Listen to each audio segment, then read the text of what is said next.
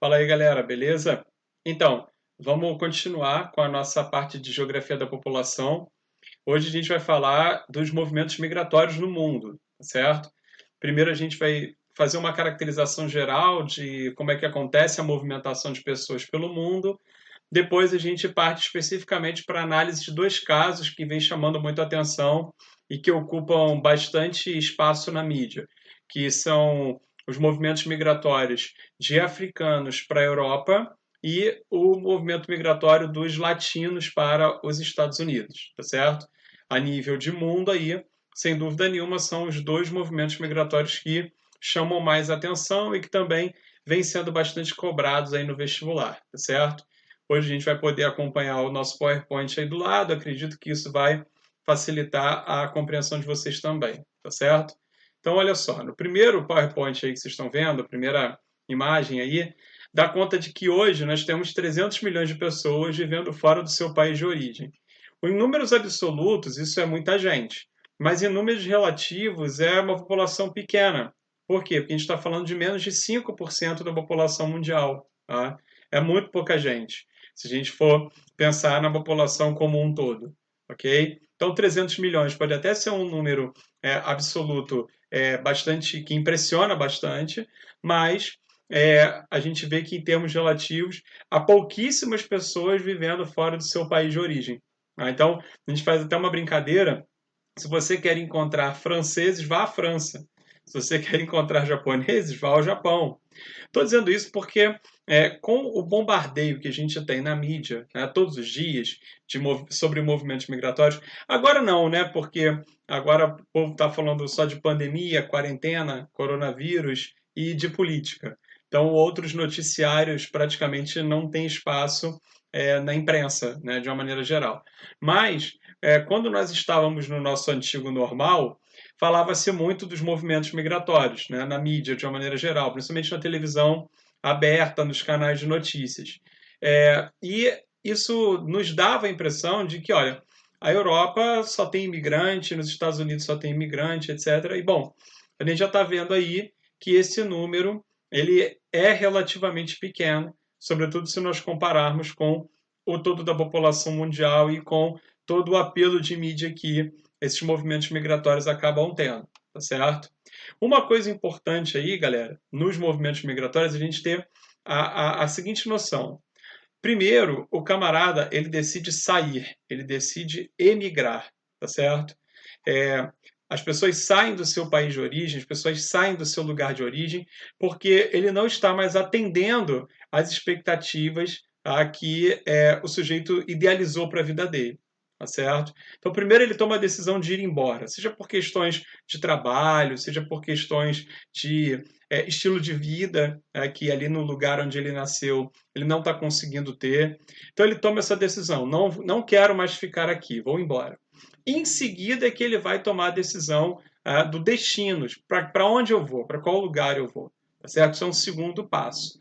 É muito importante também fazer a distinção aí entre imigrante e refugiado, tá certo? O imigrante é o cara que está indo embora porque ele, como eu disse, está frustrado com as expectativas que ele de repente idealizou e não se concretizaram. Tá? E o refugiado é aquele cara que está indo embora porque não tem outro jeito, porque não tem outra opção, ele está correndo risco de morte. Tá? É o que acontece, é o que vem acontecendo, na maior parte dos casos, com os imigrantes africanos que estão indo para a Europa. Tudo bem? Então, feito esse esclarecimento, vamos aqui para o nosso terceiro slide. Reparem aí, eu estou usando o mouse, tá, para justamente posicionar vocês também. Então já aparece aqui, ó, o mapa é de principais fluxos migratórios no final do século XX e início do século XXI, que é exatamente o contexto em que nós estamos vivendo. E olha só, nós temos um número grande de imigrantes africanos para a Europa, destacado aqui, um número grande de latinos para a América anglo-saxônica, tá certo? E nós temos também outros movimentos migratórios que chamam a atenção.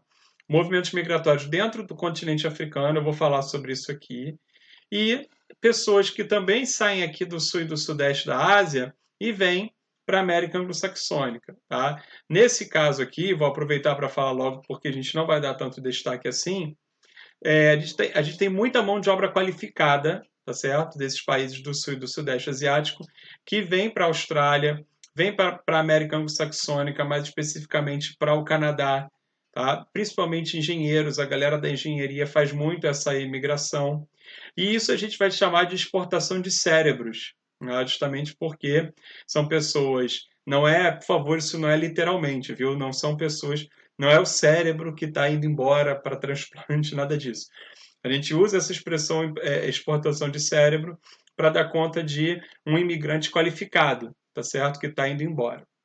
Bom, então esse mapa aí, as partes em laranja mostram as principais regiões de saída e as partes em verde, as principais regiões de chegada de imigrantes. Percebam que o Brasil também está pintado de verde, porque o Brasil recebe muitos imigrantes, vem recebendo muitos imigrantes latinos, tá certo? Ou, de novo, pelo menos vinha antes aí da pandemia. Então, a nível regional aqui, o Brasil é um destaque sem dúvida nenhuma, na recepção de imigrantes dos países mais pobres, nossos vizinhos aqui, Bolívia, Paraguai, Peru, tá? Principalmente desses três, ok? Bom, indo aqui para o nosso próximo slide, eu acho importante mostrar esse slide sobre a partilha da África, ou seja, um momento lá do final do século XIX que a África foi partilhada pelos países europeus, justamente para vocês começarem a entender porque hoje os africanos emigram para a Europa. Primeiro, por uma proximidade física, né? E segundo, porque criou-se um vínculo histórico-cultural, tá? Desde o processo de colonização, no final do século XIX. Então, ó, a gente tem nesse mapa aqui, pintado de vermelho, todas as colônias francesas, certo? Pintado de azul, todas as colônias britânicas do Reino Unido. Estou falando dessas duas primeiro porque são as maiores. Porém, também houve colonização por parte de Portugal, Espanha, Bélgica, Alemanha, tá certo? Então percebam que a África foi colonizada pelos europeus e isso acaba criando alguns vínculos, por exemplo, em boa parte dos países africanos fala-se as línguas locais e fala-se o idioma do colonizador, como é o caso da Argélia, onde se fala francês. Na Nigéria se fala inglês. Em Moçambique e em Angola fala-se português, perceberam? Então, esse vínculo cultural, sem dúvida nenhuma, estimula, né, os imigrantes a procurarem a sua antiga metrópole, seja por uma facilidade que ele acha que vai encontrar ali porque domina a língua, tá? Ou seja, porque ele criou algum laço, tá, afetivo, por mais que possa parecer meio maluco esse raciocínio, porque, né, afinal de contas, o cara foi colonizado. Mas, eventualmente, isso acontece. Vide aqui o que rola entre Brasil e Portugal. Tá? Muitos brasileiros hoje estão indo, inclusive, para Portugal, como vocês sabem. Tá? Tem parentes lá ou tem antepassados lá, por conta disso, podem tirar o passaporte português e estão indo para lá. Não rolam também aí, podem rolar também vínculos afetivos além dos históricos culturais, tá certo?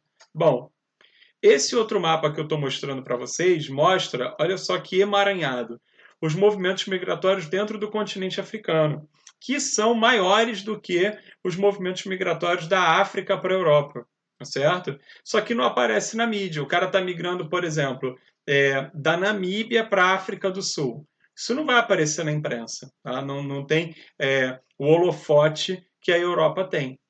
Outro movimento migratório que chama muita atenção na África é essa região aqui, tá certo? Chamada o Vale do Rift, que o pessoal chama, né? O Triângulo de Afar, que que tem uma boa parcela de população muçulmana, porque a influência muçulmana aqui é muito forte, e boa parte dessa população emigra para a Península Arábica. É outro movimento migratório que também não tem apelo de mídia. Dificilmente você ouve no Jornal Nacional, qualquer outro programa de notícias, que houve migração da África para a Península Arábica. Tudo bem? Mas você vê lá, eu vou mostrar imagens daqui a pouco, de milhares de refugiados saindo da África e indo para a Europa. Certo? Então, eu gosto de mostrar esse mapa justamente para também mostrar para vocês que os movimentos migratórios internos dentro do continente africano são muito significativos, tá? E não só o movimento de saída, né, para outros continentes, mais especificamente para a Europa. Bom, esse segundo mapa aqui ele detalha as principais rotas dos imigrantes africanos, ou seja, por onde eles entram, basicamente, é óbvio, aqui pelo sul da Europa, pela costa do Mediterrâneo.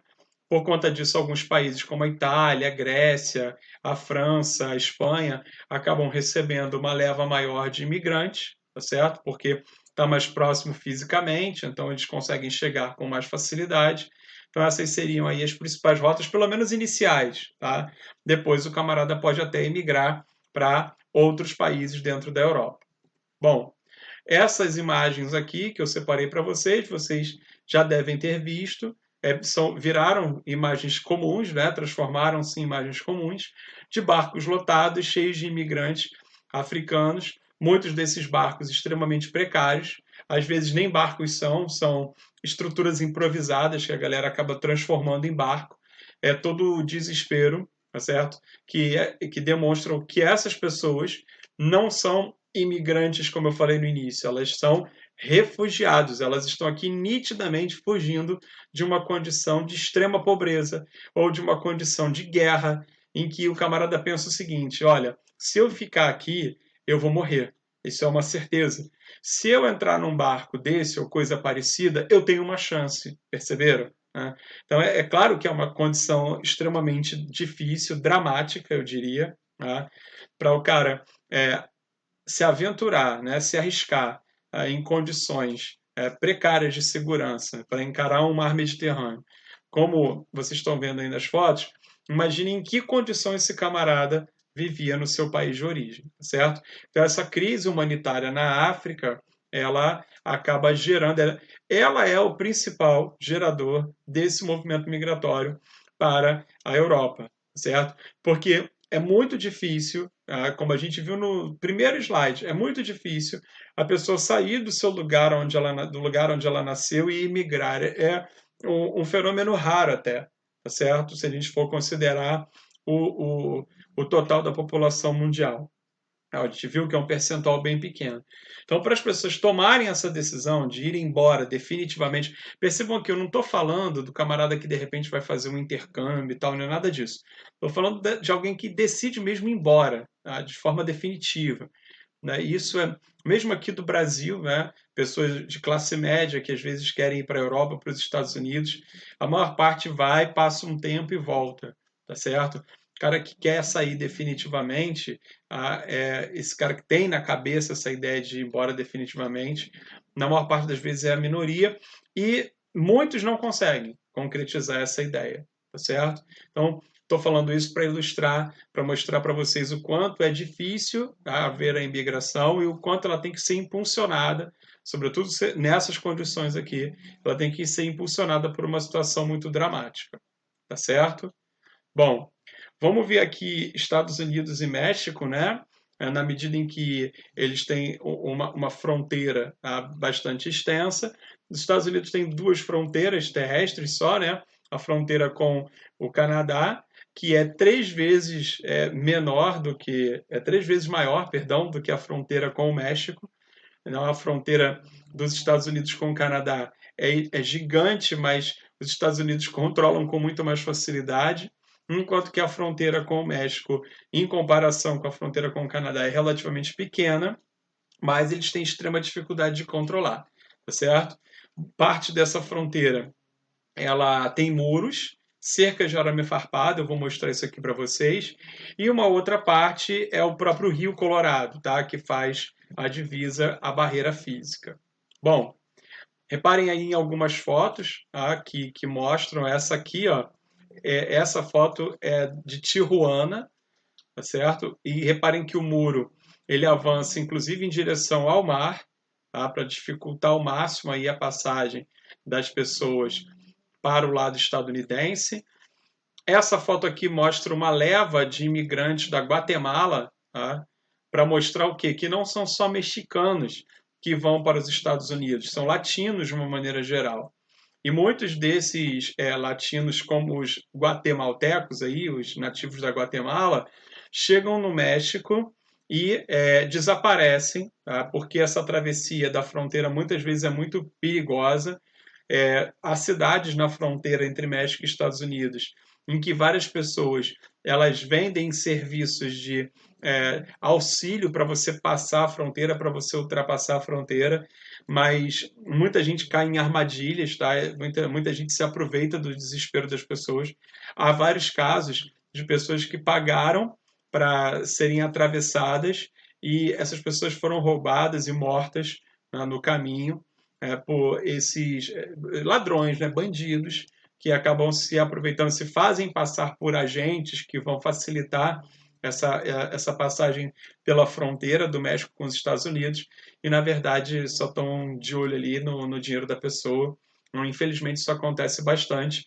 Esse fenômeno acabou criando alguns bolsões de pobreza nas cidades mexicanas próximas à fronteira, tá? Porque elas recebem um grande fluxo de imigrantes que vão querer atravessar para os Estados Unidos, a maioria não consegue, fica por ali mesmo, tá certo? E acabam gerando pobreza nessas cidades, tá? Cresce aí a favelização, a periferização, a criminalidade. É um problema para o México, que já é um país com várias questões sociais, e ele ainda tem que lidar com isso nas cidades próximas da fronteira. Bom, aqui embaixo, essa foto mostra aí justamente o ponto de passagem, né, entre México e Estados Unidos em Tijuana. E aqui do lado, tá, é até uma foto curiosa, isso é do lado estadunidense, isso aqui é no estado do Arizona, e uma mulher está tirando foto de duas crianças, né, possivelmente filhas dela, próximas à cerca de arame farpado, que marca exatamente aí a fronteira entre os dois países, certo? Uma cena muito triste, inclusive, tá? As pessoas tirando foto com crianças diante de um equipamento tão lamentável, né? Que é um muro de cerca de arame farpado, como vocês estão vendo aí, para evitar que as pessoas passem para o outro lado. Bom, esse gráfico mostra a população de pessoas nascidas no exterior e que hoje vivem nos Estados Unidos, tá? Então, em 2015, eu não consegui dados confiáveis, tá certo? Mais recente, havia 43 milhões de estrangeiros vivendo nos Estados Unidos, tá certo? É bastante significativo, é aproximadamente aí 15% da população estadunidense, tá certo? A maioria vem da América Latina, como vocês podem ver aí, tá certo? Mais ou menos aí 22 milhões de pessoas. Depois os asiáticos. Então a colônia chinesa é grande nos Estados Unidos, a colônia japonesa, a colônia indiana, tá? Todo mundo da Ásia aí. Especificamente do México, olha isso, aqui é a América Latina, tá? Mas especificamente do México, 11 milhões de pessoas, ou seja, o México é quem mais contribui, sem dúvida nenhuma, aí, para esses imigrantes. Aí vai diminuindo bastante, né, o número de europeus, o número de africanos menor ainda, em função da distância nesse caso. E no Canadá, olha só que louco isso. A gente tinha, né, eles tinham 800 mil canadenses, né, 0,8, aqui está em milhões, então são 800 mil canadenses apenas vivendo nos Estados Unidos, tá? Apesar de eles terem, como eu falei antes, uma fronteira 3 vezes maior. E por que você tem tão poucos canadenses, né, relativamente poucos canadenses vivendo nos Estados Unidos? Porque eles não precisam emigrar. O Canadá é um país desenvolvido que oferece boas condições de trabalho, emprego, saúde, segurança, educação. Então as pessoas não têm lá aquela frustração, tá, da qual a gente falou no início. Então menos canadenses buscam os Estados Unidos para realizar aí os seus sonhos e os seus projetos de vida. Então percebam que a proximidade física ela não é um fator tão decisivo assim na hora de você analisar um movimento migratório, tá? Da maneira como a gente está falando aqui, um movimento migratório internacional, tá certo? Todos os movimentos migratórios que a gente falou até agora são internacionais e até mesmo intercontinentais, né? No caso da África para a Europa. O que mais determina mesmo essa saída, essa imigração, é exatamente a condição de vida do imigrante, tá? A condição inicial de vida do imigrante, tá certo? Bom, para a gente terminar, tem dois mapas aqui que eu acho bem interessantes e eles mostram o seguinte, ó, empregos mais comuns dos imigrantes nos Estados Unidos, tá? Olha só, os empregos mais comuns, ou seja, aqueles que os imigrantes mais desempenham. Olha só, de azul escuro, trabalhadores agrícolas. De azul menos escuro um pouquinho, aqui os zeladores, né? Olha isso, os zeladores de uma maneira geral. Depois, de azul bem clarinho, operários da construção civil. Olha só isso, muitos operários da construção civil. Enfermeiros, cuidadores, né? Cuidadores aqui, ó, beleza? Nesse roxo mais clarinho. Motoristas de caminhão, olha só. Caixas de supermercado, cozinheiros, balconistas, empregadas domésticas. Aí aparecem, tá? Dentro desse escopo de profissões aqui, né, de funções, você vai ter de funções mais qualificadas, basicamente três aí, né? Enfermeiros, professores e desenvolvedores de softwares, que são pessoas que vão numa outra condição, né? Vão porque receberam uma proposta de emprego, uma proposta de trabalho, tá? Sobretudo professores e desenvolvedores de softwares. O resto são pessoas que não têm qualificação, que vão para os Estados Unidos tentar a vida e acabam desenvolvendo essas funções, né, dentro do comércio, dos serviços, basicamente, que são funções de baixa remuneração, que são funções que muitas vezes o cara vai exercer na ilegalidade ou na informalidade, tá? Do lado aqui, a gente tem um mapa que mostra a taxa de desemprego, tá, nos Estados Unidos, mas aí ela é geral, ela não é muito específica, mas eu posso garantir a vocês que quando as crises aumentam, como por exemplo no momento atual, e os Estados Unidos apresentam taxas altas de desemprego, tá? Aqui a taxa média está em 4,5%, isso era em 2017, hoje está em cerca de 14% por causa da pandemia. Olha que sinistro. Tá? E aí, obviamente, quem mais sofre, quem mais perde os empregos é exatamente essa galera que está aqui do lado. Né? Porque a construção civil para. Tá? Então, boa parte dos imigrantes que trabalham aqui na construção civil acabam sendo demitidos. Cuidadores, né? Imagina, num contexto de pandemia, está todo mundo em casa, você não precisa de cuidadores. Caixas de mercado, tá? Esses, como é uma atividade essencial, esse pode se manter, tá certo? Agora, cozinheiros, como a galera não sai, né, não está saindo, então provavelmente os cozinheiros, os trabalhadores de bares, restaurantes, essa galera está sendo demitida.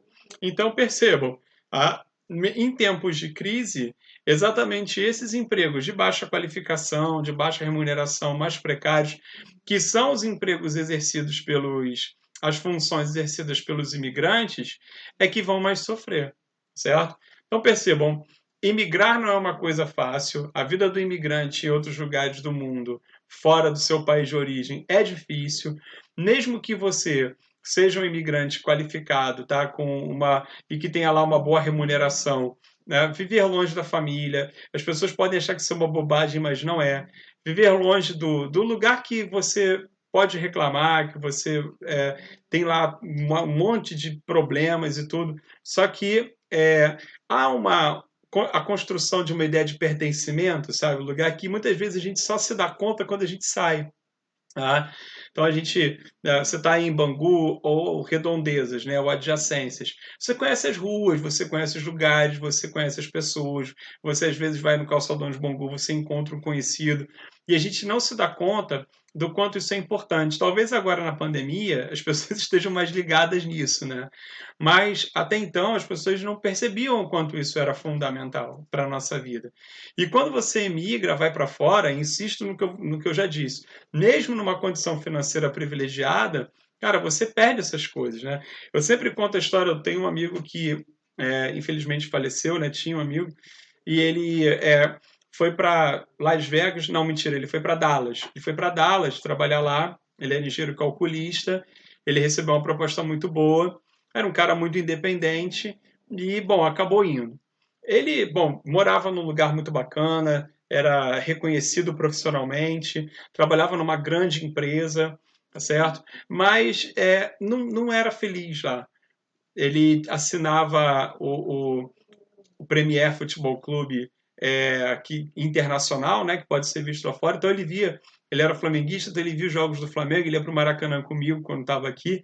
E eu me lembro que na final do Campeonato Carioca de 2001, o gol do Petkovic, ele me ligou lá dos Estados Unidos, porque ele estava em casa sozinho, ele não tinha com quem comemorar, ele não tinha quem zoar, ele não tinha vascaíno para zoar, ele não tinha o que fazer, ele estava em casa lá num conforto danado, né, uma mega de uma TV bacana, né, um condomínio maneiríssimo que ele morava, tá, mas estava numa solidão, né, ferrada.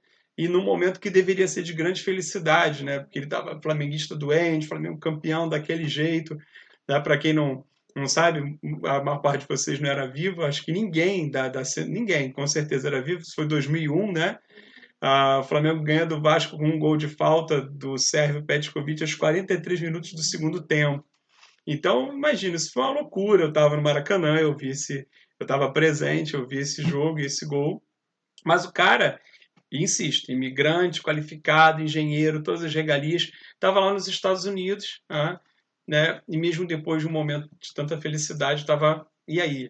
Liga para mim, liga para o outro amigo e tal, e não tem com quem comemorar, não tem quem zoar. Então, esse tipo de coisa que parece bobeira faz uma falta danada, tá certo? E a gente tem que pensar muito, né, antes de migrar, porque passar um tempo é uma coisa, ir para fora definitivamente é outra, ir com família é uma coisa e sozinho é outra. E imigrar na condição que vocês viram, né, dos africanos e dos latinos, aí é loucura, aí é pior ainda, aí é só numa situação de extrema necessidade. Tudo bem? Tá fechado por hoje aqui, tá bom? Um beijo para todo mundo.